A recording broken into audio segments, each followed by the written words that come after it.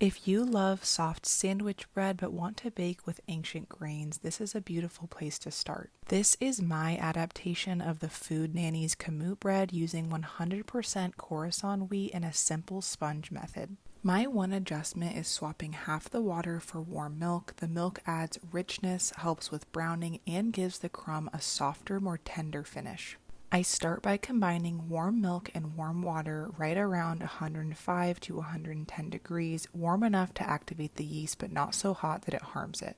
I stir in the honey, sprinkle the yeast over the top, and let it bloom for a few minutes. Once it's foamy, I add 4 cups of flour to create the sponge, and at this point the dough is very thin, almost like a thick batter. The loose texture allows the yeast to work quickly and build strength before we add the remaining flour. Now I'm going to cover and let it rise for about 20 to 30 minutes. Set it in a warm, draft-free place. The timing is a guideline, but what you're really looking for is that it doubles in size. The top should look airy and active, and it should be slightly domed, gently rounded rather than flat.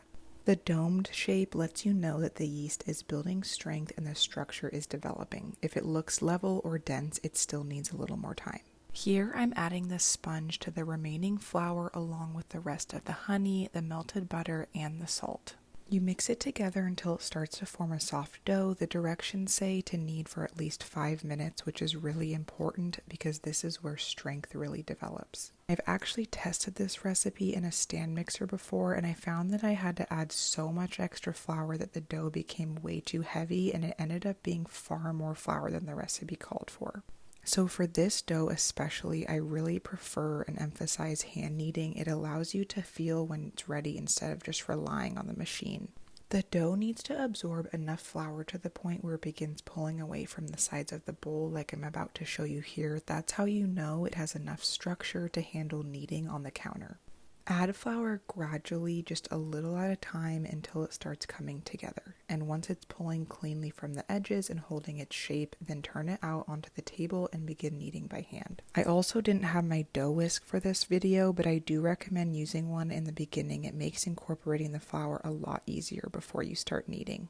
I recommend kneading with a quick, steady rhythm. Continuous movement helps the dough tighten and smooth out much more effectively than slow, hesitant kneading. The faster, steady motion helps develop the gluten and keeps the dough from sticking to the table. The recipe says to knead for at least 5 minutes. I probably went about 7. The dough should feel smoother, more elastic, and slightly springy when you press it, and it should not tear easily. Another good sign is that the dough should feel slightly tacky, but that it should not coat your hands. If your hands come away mostly clean, it's ready to proof. Transfer your dough to a buttered bowl, cover it, and let it rise again for about 30 minutes. It should look puffed, airy, and nearly doubled before we move on to shaping. Gently punch down the dough once it's ready to release the larger air bubbles, and then you can turn it out on your counter. At this point, divide the dough depending on the sizes of loaves that you're making. Here, I'm doing 1 large loaf and 2 minis, but you can adjust based on your pans. And for shaping the dough, start by pinching the edges of the dough inward toward the center. Then you'll do 1 large tuck and fold into itself, gently rounding it as you go until it forms this smooth oval shape perfect for a sandwich loaf pan. This method builds surface tension on the top of the loaf, which helps it rise upward instead of spreading out in the pan. You can give the dough a few gentle slaps on the counter. This helps release any larger air bubbles trapped inside and evens out the structure of the loaf. Then you can neatly place the shaped dough into your greased loaf pan. I like to use butter for flavor and to prevent sticking, and then cover it for its final rise.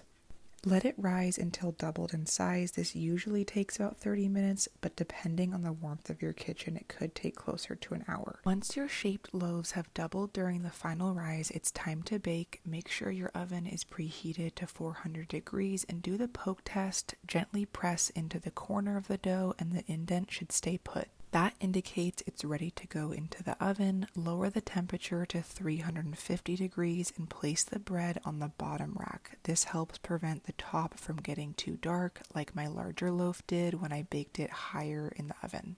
I like to check the internal temperature with a thermometer. Fully baked bread should reach about 190 degrees. Depending on the size of your loaves, bake times will vary about 17 to 18 minutes for the mini loaves, 25 to 30, even 40 minutes for the medium and large.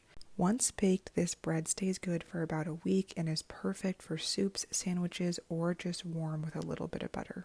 Be sure to check my caption for the full recipe and detailed instructions. Please let me know what you think.